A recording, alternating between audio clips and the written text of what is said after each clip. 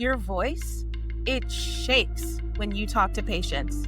And it's not because your English is bad, but it's because your body, it feels like it's in danger. You could be the most fluent professional in the room, but if your nervous system doesn't feel safe, your voice will always give it away. In this video, I'll explain why that happens, what's really going on with your body, why your voice really trembles, and most importantly, how to stop it for good. These are the same strategies that my team and I have taught many healthcare professionals around the world to sound calm, confident, and clear in English, especially in stressful moments.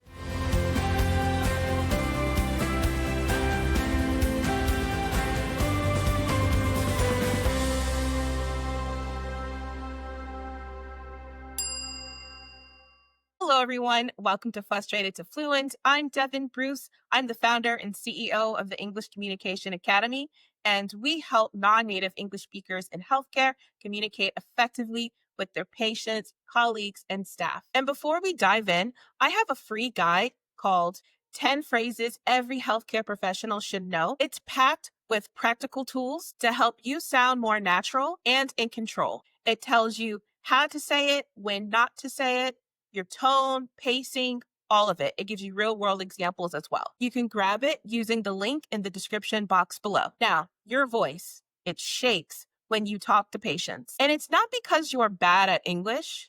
It's just because your body, it thinks that it's in danger.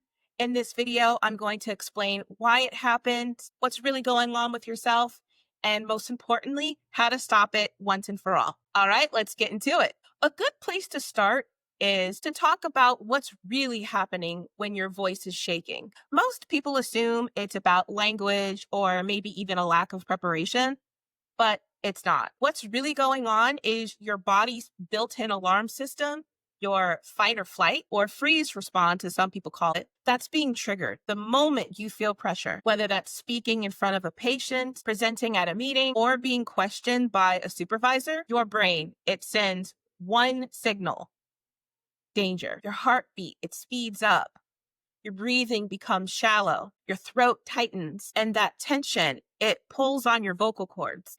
And when your vocal cords tighten, your voice, it literally vibrates in an uneven way. That's the physical reason why it shakes. So in these cases, it's not a confidence issue. It's a body response. Your body is trying to protect you from something it believes is threatening, even though logically, you're safe. But the problem is that your body, it doesn't really know the difference between real danger and emotional risk. Now, if you're speaking English as a second language, then the shaking can feel even stronger. And there's a good reason for that. When you're trying to process information in your native language first, while trying to express that in English, your brain, it's multitasking under pressure. It's doing twice the work in half the time. You're translating ideas, you're managing your tone, you're thinking about word choice, and you're monitoring the listener's reaction.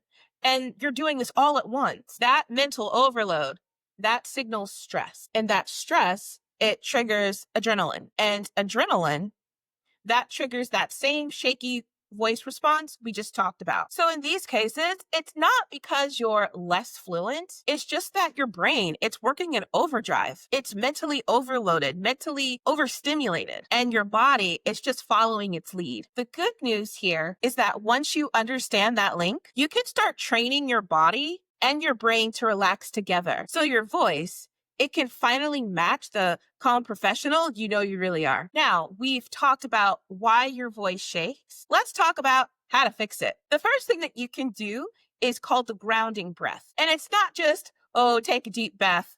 That doesn't work when you're already tense. This one resets your nervous system in less than 10 seconds. Here's how. Breathe in slowly through your nose for 4 seconds. Hold for 2 counts. Then exhale through your mouth for 6 counts. As you exhale, consciously drop your shoulders and relax your jaw. When you do this, you should feel your chest start to soften, because what you're doing here is signaling safety in your body. You're telling your nervous system, ooh, okay, we're not in danger, we're safe, we're just talking. If you can, try this before entering a patient's room or you're about to start a difficult conversation with someone. You'll notice that your tone, it drops lower, your words come out slower, and your confidence, it sounds real, not forced. And then when you do this consistently, your body will start to associate speaking English with safety, not stress. The second technique I like to call the power pause. Most people rush when they get nervous because that silence, it can feel awkward. But the truth is, silence, when done correctly, it communicates control. When you pause just for 1 second before your next sentence, it gives your voice time to stabilize and your breathing time to catch up. To the listener, though, it sounds thoughtful and intentional. To your body, though, it's that tiny reset button that you really want. So the next time that your voice, it starts shaking, be sure to stop, breathe, then continue. That 1 second pause can make all the difference between sounding anxious and sounding like a leader. And here's the secret. Most patients, they won't even notice the pause, but they will feel that composure. The next shift to help your voice stop shaking with patience is mental, not physical. You have to reframe what's going on inside of you. Instead of telling yourself, "Oh, I'm nervous," tell yourself, "I'm alert." That small change in language, it changes how your brain interprets the situation. Because remember, that same adrenaline that makes your hands shake, it also helps you think faster and speak more clearly if you learn how to direct it. Adrenaline, it isn't your enemy, it's just misplaced energy. You can use it to focus on your delivery instead of fearing it. Think about it like this. Your body isn't panicking, it's preparing. You're not scared, you're ready. Once you understand what's going on with your shaky voice, the next step is to practice in low pressure situations. Use these techniques in everyday situations, like ordering coffee, talking to a friend, or explaining something simple to a colleague. Because the goal here, it's not perfection, it's repetition. Because every time that you ground your breath or take a pause, your nervous system learns speaking English is safe. And over time, that message, it sticks. You'll really start to notice that your voice, it's steadying automatically, even in high stakes and very high pressure situations. Because by then, safety is your new default. So the next time your voice shakes, remember this. It's not weakness. It's wisdom. Your body, it's just trying to protect you. But now you have the tools to show that speaking English is safe and you know how to practice grounding yourself through breathing. Make sure to use the power pause and reframe fear as focus. And most importantly, don't judge yourself. You're a human first, professional second. If this video helped you, please hit like and subscribe.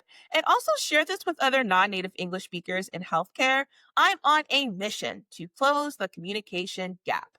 And if you want to go a little bit deeper, don't forget to download my free guide, 10 phrases every healthcare professional should know. The link is in the description box below. And if you liked this video, check these other ones out too. All right, that's it for today. Thank you so much, and I'll see you next time. Take care.